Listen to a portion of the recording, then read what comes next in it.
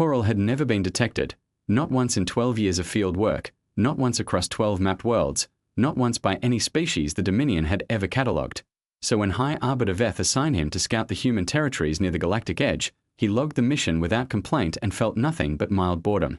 The yellow star was small, embarrassingly small, the kind of star that serious navigators skip over without noting, and the third planet circling it was wet and blue and loudly alive in a way that Coral found faintly irritating, the way a crowded market is irritating when you are trying to think clearly. He arrived cloaked and stayed cloaked. This was standard, this was automatic, and spent the first 6 cycles simply watching. The humans moved fast for soft-bodied creatures. Their ships were patched in places, refitted in others, built from at least 3 different generations of technology welded together into something that should not have worked and clearly did, and they moved with a loose, easy confidence that Coral noted in his report as behavioral overextension and then forgot about. On Cycle 7 he picked up a convoy, 3 ships, small cargo class, hauling medical supplies to an outer station, and he moved closer because he was thorough, and thorough scouts do not skip convoys just because they look boring. The convoy was boring. 2 pilots on rotation, a navigation officer who spent most of her shift eating, a medic who was definitively asleep, and 1 sergeant sitting alone at the rear scanner station, drinking something hot from a battered metal cup, staring at nothing in particular. Coral adjusted his cloaking frequency, a minor recalibration, the kind of careful habit that had kept him alive for 12 years, and settled into observation mode. 11 seconds later, the human convoy ran a sensor calibration. Not because they had detected anything, Coral checked, triple-checked, the math was clean, but because a technician named Nari at the destination station had sent a routine maintenance note about sensor drift 2 cycles prior, and the convoy's scanner officer had simply gotten around to it. The calibration frequency was exactly wrong for Coral's adjusted cloak. Or exactly right, depending on your position in the story. The sergeant looked up from his cup. He looked directly at the specific patch of dark where Coral was sitting inside his cloaked ship, not at Coral, not really, because a man cannot look at something invisible, but at the space, that particular shape of space, with the quiet attention of someone who has heard a sound they cannot name and are deciding how seriously to take it. He did not reach for an alarm. He did not call the pilots. He set his cup down slowly on the console and he looked and he waited, and Coral held absolutely still the way a professional holds still, the way a man who has survived 12 worlds holds still, and after 40 seconds that felt considerably longer than 40 seconds, the sergeant picked his cup back up and looked away. Coral began his retreat, careful, measured, the kind of retreat that leaves no trace, and he was well clear of the convoy before he allowed himself to exhale. He checked his rear sensors. Nothing behind him. He filed a preliminary report. No significant military presence detected. No advanced scanning capability confirmed. Species assessment standing at low threat. Full report to follow after 30 cycle. Observation. And he set a course for the outer transmission marker. The marker was offline. Not destroyed. Offline, neatly and quietly offline. The way a thing goes offline when someone has been patient and deliberate about it. Coral ran a diagnostic and the diagnostic came back clean, and he tried the backup transmitter and the backup returned the correct frequency and the correct handshake, and every single correct thing except the origin coordinates were wrong by exactly the distance between his real position and a debris cluster sitting 7,000 kilometers off his port side. He looked at the debris cluster. Nothing there. He ran the calculation again, twice, because thorough scouts run calculations twice, and the numbers said the same thing both times. And somewhere in the oldest part of his professional instincts, something quiet and serious suggested that he should leave now, that an incomplete mission was better than what the numbers were pointing toward. He was still deciding when the lights went out. The data burst reached Varric Command 9 days later, 40 minutes of footage from Coral's automatic recording system, the last thing his equipment managed before the transmission died, and the analysts watched it 6 times without speaking. The footage showed the convoy, the boring convoy, the medical run, the sleeping medic and the eating navigation officer, and at the 43rd minute it showed the sergeant setting his cup down, standing up, walking to the rear scanner console, and standing there in the way that a man stands when he is completely certain and has decided to be patient about it. He did not look frightened. He did not look surprised.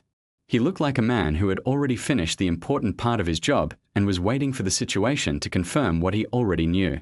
The analyst who wrote the official response logged it as equipment failure. Agent status unknown, system flagged for secondary review, and she used professional language because that was her job, and professional language had no room for what she actually thought when she watched the footage. High Arbiter Veth reviewed the file for 4 minutes, authorized a strike force, 47 ships, a proven commander, a clean corrective operation. Because one missing scout was a data point and data points did not justify alarm, only response. He did not watch the footage himself. If he had, he might have noticed the thing the analysts noticed on the 6th viewing, the detail that nobody included in the official report, which was that in the final 30 seconds before the footage cut, the sergeant had walked back to his seat, picked up his cup, and finished his drink with the calm of a man who had nowhere urgent to be. Not because nothing was happening. Because, whatever was happening, he had already handled his part of it. The analysts flagged it. Nobody wrote it down. The 47 ships departed on schedule, and the Varric Dominion moved forward the way it always moved, with confidence built from 3 centuries of being right, and did not ask why the most decorated scout in Dravi history had gone dark over a planet orbiting a star too small to matter. Commander Soreth had run 41 strike operations across his career, and he had never once needed to explain why he won. The numbers always explain it, the tonnage and the firepower and the kill ratios, clean and simple and not open to argument. So when he brought 47 Varric warships into human-controlled space, he was not thinking about losing. He was thinking about how long it would take. The outer colonies were quiet when he arrived, too quiet, in the specific way that places go quiet when something has already left them. But Soreth had seen frightened populations evacuate before, and it looked exactly like this, and he marked it in his log as expected behavioral response and pushed deeper into the system. His fleet was organized the way Varric fleets were always organized, a tight forward formation, flanking wings held in reserve, command ship-centered and protected, because this formation had worked for 3 centuries, and 3 centuries of working was not something you argued with. He pulled up the human defense fleet on his scanner. 22 ships. He had 47. He waited for the relief response, the human equivalent of raising a white flag, because 22 ships against 47 was mathematics, not warfare, and every species in the Dominion catalogue understood mathematics eventually. The human fleet did not raise anything. They split. Not in a panic, not scattering the way a frightened formation scatters, ships going wide and desperate and every direction at once. They split the way a hand opens, deliberate and calm, and half of them peeled toward an old mining debris field sitting in the dark at the edge of the combat zone, and half of them curved away in the opposite direction, and within 4 minutes there was no human fleet. There were just human ships, scattered and small and going dark one by one as they cut their running lights and their active emissions and slid into the debris. Soreth watched this on his tactical screen and felt the first small thing that was not quite confidence. He targeted the larger cluster, the debris field group, 12 ships, the more concentrated threat, because this was correct tactical doctrine and he trusted correct tactical doctrine, and he pushed his forward wing after them. The debris field was old mining wreckage, broken or haulers, processing equipment, dead satellites, and his targeting arrays hit it and slowed, because that was what debris fields did to targeting arrays. They scattered the signal returns and made clean locks difficult, and Soreth noted this as a minor obstacle and told his gunners to compensate. Ship 23 went silent. Not destroyed, no explosion, no distress signal, no last transmission, just silent, the way a room goes silent when someone has quietly closed all the doors and windows. Soreth pulled up Ship 23's last sensor log. The log showed nothing. Normal readings, normal systems, normal everything, for 30 seconds, and then a brief spike in hull contact sensors, and then nothing. He was still reading the log when Ship 31 went silent. Then Ship 8. Then Ship 40. The silences appeared on his tactical board as blank spaces where green indicators had been, and Soreth's analyst mapped them, their positions, their timing, their sequence, and she stared at the map for a long moment, and then she called Soreth over because she did not want to say what she was seeing out loud without someone else confirming it. The silences were not random. They were not the scatter pattern of ships taking fire and going down in the chaos of engagement. They were sequential, Ship 23, then 31, then 8, then 40, in a pattern that moved through his formation the way a slow and deliberate thing moves. When it is not afraid of being noticed, and when the analyst overlaid the pattern against the debris field positions, the shape it made looked almost like breathing. Soreth had commanded 41 operations, and he recognized the sensation he was feeling now. Not fear, he had been trained out of fear, but the close cousin of it, the sensation of understanding that the ground beneath you is not where you thought it was. He ordered a full stop. He ordered every ship to run external hull scans. He ordered the flanking wings to close in and consolidate. The third order was a mistake, and he would know it in approximately 6 minutes. The human ships that had gone dark in the debris field were not in. The debris field. They had used the debris field as cover while they went somewhere else, and the somewhere else was Sorith's hull, because while he had been chasing 12 ships into broken old mining wreckage, human soldiers in magnetic anchor rigs had been moving through the dark between ships and attaching to the undersides of his fleet with the patient efficiency of people who had practiced this specific thing many times before. When he ordered the flanking wings to consolidate, he brought the rest of his fleet closer to the ships his soldiers were already on.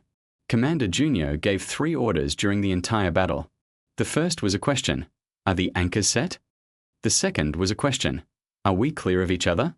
The third was also a question, asked quietly on an open channel in a voice that did not rise or fall: do we need to warn them first? His second-in-command said no. Junio nodded and drank his tea, and the battle lasted 40 more minutes, and at the end of it Sorith's final transmission was 11 words in Varick primary language, and the translators at Dominion Command argued for a week about the last 3 words because they did not fit the grammatical structure of a military report. They fit the grammatical structure of something closer to an admission. They were waiting before we arrived. Back at the outer colony station, Nari had a piece of captured Varick power coupling on her workbench, and she was taking it apart with the focused delight of someone unwrapping a present they had wanted for a long time, checking each component, cataloging what she found, already thinking about what it meant for the next version of the sensor array she had been designing in her spare time. She did not think about the battle. The battle was done. The coupling was interesting. High Arbiter Veth received Sorith's transmission and looked at the casualty numbers and sat quietly for a moment in the way that powerful people sit quietly when something has happened that their framework does not have a comfortable place for, and then he authorized the Grand Fleet, because the answer to a failed 47-ship operation was not diplomacy, it was more ships, and more ships was a thing the Dominion understood how to do. Draven had broken 39 subjects across 12 species, and he knew, the way a craftsman knows his own tools, that every species broke differently, but every species broke. Some broke loud, some broke quiet, some broke angry, and some broke grateful, but they all reached the same place eventually, the place where the information came out and the resistance stopped and the subject became cooperative in the way that exhausted things become cooperative. He had never had a subject who simply started cooperative and stayed there. Wonho was sitting across from him in the processing room with his hands folded on the table and the particular expression of a man waiting for a bus, present, patient, not unhappy, and when Draven introduced himself and explained the purpose of the session, Wonho nodded and said that was fine and asked if there was anything to drink because the holding cells had been a little dry. Draven had water brought in. Wonho thanked the guard by name. He had apparently learned the guard's name in the 12 hours since his capture, which was a detail Draven wrote down and stared at for a moment, and drank half the cup and set it down and looked at Draven with clear and open eyes. Draven asked about human military doctrine. Wonho explained it. All of it. Structure, command hierarchy, communication protocols, strategic priorities, the difference between how they trained and how they actually fought, without hesitation, without visible calculation, in the easy way that a man explains something he has no particular reason to hide. Draven's analyst, listening from the observation room, flagged it immediately as psychological damage. Subjects in extreme stress often overshare as an unconscious bid for connection, and Draven considered this and looked at Wonho's face and decided he was not certain. Wonho did not look damaged. He looked like a man killing time, which was a different thing entirely. Draven asked why humans did not surrender when the numbers were against them. Wonho tilted his head, a small movement, the kind a person makes when a question surprises them, not because it is difficult but because it has not occurred to them before, and he asked, with genuine and simple curiosity, what surrendering would accomplish. Draven explained: survival, the preservation of life, the avoidance of further casualties, the practical recognition that a losing position was a losing position. Wonho listened carefully and nodded and said he understood the logic and agreed it was reasonable. Then he said, "We have tried surrendering, twice, different wars, different species." He left it there. He picked up his water cup and looked at the far wall in a thoughtful way, the way a person looks at a wall when they are thinking about something that happened a long time ago and have mostly made their peace with it. Draven waited for the rest. The rest did not come. He wrote twice in his notes and underlined it and moved to his next question, because the job was the job and the job required moving forward. He asked what humans were afraid of. Wonho was quiet for the first time in the session, a real quiet, not a tactical pause, the kind that happens when a person is being honest with themselves about something before they say it out loud, and he looked down at the table and then back up at Draven. He said, "Losing is the one thing we have never actually learned how to do. Not loudly, not like a threat, not like a soldier delivering a line he had rehearsed, but in the flat and simple way that a person describes the weather when they have lived in a place long enough that the weather no longer surprises them. Draven wrote it down. He asked Wonho to explain what he meant by that. Wonho said he was not sure he could explain it better than he already had, that it was less a decision humans made and more a thing that was already in them, the way an allergy is already in you before you know you have it, and that the closest he could come to explaining it was that humans had tried being beaten before, many times, and it had never quite stuck. The session ran for 4 hours. At the end of the second hour, Wonho asked Draven if he was cold because the room felt cold to him, and he was wondering if it was a Varric environmental preference or just the station running low. Draven said it was just the station. Wonho said that happened everywhere. Stations always ran cold, and he asked if Draven had always worked in intelligence or if he had come from somewhere else, because he seemed like someone who had come from somewhere else. Draven did not answer, but he thought about the question for the rest of the session. When Wonho was returned to the holding cell, Draven sat alone in the processing room with his notes and read them from the beginning and then read them again, and he was a man who had spent his career reading people, and he knew what fear looked like in 39 varieties, and he could say with professional certainty that none of those varieties were in this room today. He wrote his report that night. The report was long by his standards, more detailed than usual, more careful than usual, and at the end of it he made a formal recommendation that the Varric Dominion pursue diplomatic contact with the human collective immediately, unconditionally, before the Grand Fleet was deployed, because he had spent 4 hours across a table from a captured enemy soldier, and come away from it with the specific and uncomfortable feeling that he was the one who had been studied. In the margin of the recommendation, in small handwriting that was not part of the official document, he wrote one note to himself. I have interrogated species that hated us, species that feared us, species that fought us because we were in their way. I have never before interrogated a species that seemed genuinely confused by the idea of being defeated, as if defeat were a concept that applied to other things and not to them. I do not know if we can negotiate with this. I think we must try before we find out what happens if we do not. High Arbiter Veth received the report the next morning. He read the summary. He did not read the margin note. He authorized the Grand Fleet before the end of the day. 400 ships, the best commanders the Dominion had, the full weight of 3 centuries of undefeated military history. Because Draven was an analyst and analysts saw problems, and the answer to problems was not discussion, it was resolution, and 400 warships was a resolution that spoke clearly in every language. Wonho ate breakfast in his holding cell that morning and asked the guard if there was any chance of getting something warm to drink. The guard, whose name he already knew, brought him tea. 400 ships. The Grand Fleet of the Varric Dominion, assembled over 3 months, crewed by the best soldiers the 5 castes produced, armed with weapon systems that had ended wars before they started, arrived at the edge of human-controlled space and waited for the fear to come back to meet them. It did not come. What came instead was traffic. Civilian ships on normal routes, cargo haulers, supply runs, a passenger vessel making a scheduled run between 2 colony stations, moving through the dark the way things move when nothing unusual is happening, and the Grand Fleet's lead scouts watched this traffic for 6 hours and found nothing military in it at all. No defensive formation. No armed response. No human fleet sitting at the border with weapons hot, the way every other species had waited when they saw 400 Varric warships arrive on the doorstep. High Arbiter Veth, watching the scanner feeds from Dominion Command, called this a good sign, evidence of demoralization, evidence that the humans had assessed their position correctly and were standing down, and he ordered the Grand Fleet to advance into the solar system and demonstrate capability. Commander Myri was not in the solar system. She was behind them, not far behind them, not hidden at a great strategic distance, but close, tucked into the shadow of a gas giant 2 systems over with 160 ships sitting dark and cold and so still that the Varric long-range arrays read them as debris, which was what she needed the arrays to read them as for approximately another 4 hours. She had planned this for 11 months. Not because she had known the Grand Fleet was coming specifically, she had not known the specific number or the specific timing, but because she had known something like it was coming, the way you know a storm is coming when you have lived long enough in a place that gets storms, and she had spent 11 months thinking about what 400 Varric warships would do when they entered her solar system. She had decided they would advance. They always advanced. The advance was the doctrine: push forward, demonstrate force, break resistance at the center. And doctrine was the thing you trusted when everything else was uncertain, and the Varric had trusted this doctrine for 300 years. Because it had always worked. She was counting on it working this time too. because an advancing fleet is moving away from what is behind it. The drone ships were Nari's contribution, small, fast, expendable, built in 6 weeks from salvaged components, and a design Nari had worked out on her own time over 3 months of night shifts, and they performed exactly one function. They ran away convincingly.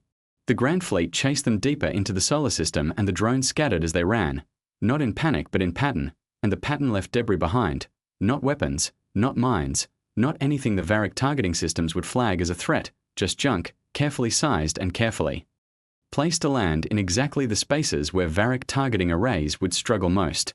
It looked like fleeing ships shedding wreckage under pressure. It was a 72-hour construction project executed at combat speed. By the time the Varric navigation officer realized the debris field was deliberate, that the density was too consistent, the placement too precise for a fleeing fleet to produce accidentally, Myri's ships had already come out of dark running and were inside the formation. The battle lasted 6 hours. Commander Junio ran the tactical board from the Constance's secondary bridge because Myri had the primary, and he watched the engagement markers move across the screen with her. Same expression he wore when he read briefing documents: focused, quiet, nothing in his face that was not useful. At R2, the Varric command feed that Dominion intelligence had not known was being intercepted showed High Arbiter Veth watching his tactical display and going very still. The pattern of the battle was not what it was supposed to look like. The human ships had not engaged the Grand Fleet's flanks or its forward wing or any of the positions that doctrine said a smaller defending fleet should target. They had gone straight to the center, to the command ship and the communication relays, and they had done it from inside the formation, from positions the Varric had not cleared. Because the Varric had not known those positions needed clearing. Veth said something to his aide that the intercepted audio could not make out. His expression said enough. Myri fired once at the Grand Fleet's command ship. The shot was precise, surgical, hitting the command relay array and the primary communication hub and nothing else, and the Grand Fleet went from a coordinated fighting force to 400 individual ships with no shared picture of the battle in the space of 11 seconds. She could have destroyed the command ship entirely. She had the angle and she had the weapon, and she made a choice not to, and nobody on the bridge asked her why because they knew Myri well enough to know that if she chose not to destroy something, she had her reasons and the reasons would be correct. 4 ships of the Grand Fleet made it out of the system. One was a medical vessel. Myri watched it on her scanner, tracked it through the debris and the wreckage and out to the edge of sensor range, and she opened a corridor in her formation wide enough for it to pass through cleanly, and she held that corridor until the ship was gone. No one on the bridge said anything about this either. Junio drank his tea. Nari was already in the lower decks with a cutting tool and a tray, removing a section of captured Varric guidance hardware from a disabled ship they had pulled alongside for salvage. Humming something under her breath, the focused and contented sound of a person doing exactly the work they want to be doing. She had 11 questions about the guidance system already, and she had not even gotten it open yet. On Dominion command, High Arbiter Veth sat alone in the strategic room with the scanner feed showing static where his fleet had been, and he stayed there for a long time without calling anyone in, because there was nothing to say that the numbers had not already said. 4 ships returned out of 400. One of the 4 was a medical vessel. A human fleet less than half the size of the Grand Fleet had done this and then held a corridor open for the doctors and gone home. Veth stayed in the room until his aide came to find him, and when the aide arrived, Veth was still staring at the screen, and what was on his face was not the expression of a man who had lost a battle. It was the expression of a man who had been trying to solve a problem and had just understood that the problem was not what he thought it was and had never been what he thought it was, and he did not yet know what it actually was. Ulven had spent 40 years measuring things. He had measured fleets and populations and resource outputs and territorial expansions, and he had been good at it, quietly, without ceremony good at it, the kind of good that means your reports get read by people who matter and your numbers never come back wrong. And when High Arbiter Veth assigned him to write the final assessment of the human engagements, he accepted the task the way he accepted all his tasks, carefully, and without announcing what he actually thought. The official report took him 9 days. It was thorough and precise, and it used professional language throughout: asymmetric engagement doctrine, adaptive tactical flexibility, underestimation of unconventional response capability, because professional language was the container that held difficult things in shapes that powerful people could look at without flinching. The private log took him longer. He wrote it at night, after the official version was filed, in a format that was never meant to be transmitted anywhere. The first entry was about Coral. The Scout was the best the Dravicast had produced in living memory: 12 worlds mapped, never once detected, And what ended his career was a maintenance note about sensor drift sent by a station technician who was not thinking about scouts or cloaking or military operations at all. She was thinking about a calibration number that was slightly off and she wanted it fixed, and the sergeant who looked up from his cup in the footage. He did not look like a soldier making a tactical decision. He looked like a man who noticed something slightly wrong and did something about it, because that was what you did when something was slightly wrong. I have spent 40 years measuring things and I know the difference between a trained response and a habit. What that sergeant did was a habit. It was not special. It was just what he did. The question I cannot answer is how many of them are like that. The second entry was about the 47 ships. Soreth was not a poor commander. His record was excellent. His decisions in the engagement were correct by every doctrine we have. The problem was not his decisions, but the framework the decisions came from. Varric doctrine assumes that a smaller force will either fight or flee. We have studied hundreds of species, and they all do one or the other when the numbers are against them. The humans did neither. They went dark and they waited, and they attached themselves to our ships in the dark between the stars, and they were already inside before we understood that inside was a position. I keep thinking about the debris field. They did not create it. It was already there, old mining wreckage, years old. They simply remembered it. They saw it, years before any conflict. And they thought, that could be useful, and they remembered. How many things have they remembered that we do not know they are holding? The third entry was about Draven's report, which Ulven had read 3 times before writing the official summary of it. Draven recommended diplomacy and Veth overrode him and sent 400 ships, and I understand the logic of that decision from inside the framework that produced it. 160 human ships defeated 47 of ours. Send more, escalate, demonstrate force. This is how you resolve a military situation. This is what 3 centuries of success looks like from the inside. But I read Draven's interrogation transcript and I read it again, and there is a detail in it that I cannot fit inside the framework no matter how I try. The human prisoner, Wonho, was cooperative, fully and freely cooperative, and at one point he told Draven that humans had tried surrendering twice before, to other species, in other conflicts, and then he said nothing more and picked up his water cup. He did not say what happened after the surrenders. He did not need to. I have read enough history to do the math on what it means when a species that fought and lost and surrendered twice is still here, still fighting, still capturing our scouts and attaching soldiers to our hulls in the dark. The math is not comfortable. The fourth entry was the shortest. Myri held a corridor open for the medical ship. She had 400 of our warships inside her engagement range, and she held a corridor open for 11 doctors and their patients and did not fire on them. This is the detail that keeps me awake. Not the defeat, not the numbers, the corridor, because it means she was in control enough, in the middle of that battle, to make a choice that cost her something. She let a ship go on purpose, and the purpose was not military and not tactical. I do not know what word to put on it. What I know is that a species with the discipline to choose mercy in that moment is a species that has decided what it is and is not going to be moved from that decision by anything we send against it. The final entry was about a name he had found in Draven's report, a name that appeared in a footnote, identified as a background subject from Coral surveillance footage, cross-referenced against public human records because Draven was thorough. The name was Taiho, the sergeant with the medal cup. He has a daughter. Her name is Yunji. She is studying engineering at a colony university. His service records show he has been in 3 major engagements, and his personnel file lists his off-duty activity as sending recorded messages home. The surveillance notes say the messages are mostly instructional. He teaches her things: how to read a damaged circuit, how to tell when a weld is wrong by the sound it makes, how to fix things. He was teaching his daughter how to fix things while we were sending our mightiest against him. I filed my report this morning. I recommended diplomacy, not because I believe we can contain them. I do not believe that anymore. I recommended it because I think, if we are careful and honest and very respectful, we might be able to become something other than their enemy before they finish counting what we cost them. That is the only move we have. I hope someone reads this. The report was filed at 3 in the morning, station time. On a colony moon 200 light-years away, in a small kitchen that smelled like dinner and machine oil, Taiho watched a recording on his tablet. His daughter Yunji's face, bright and triumphant, holding up a burnt-out relay she had just diagnosed correctly by sound alone, the way he had taught her. She was laughing. He smiled and finished the last of his tea. Outside the kitchen window, the stars were just stars, cold and far and full of things moving in the dark, and Taiho put his cup in the basin and went to record his response, already thinking about the next lesson, already thinking about what she needed to know next. He did not think about the battles. The battles were done. His daughter had fixed a relay by sound, and there were more things left to teach her, and the night was not over yet, and that was enough. That was, in the specific and unshakable way that humans understood enough, entirely enough,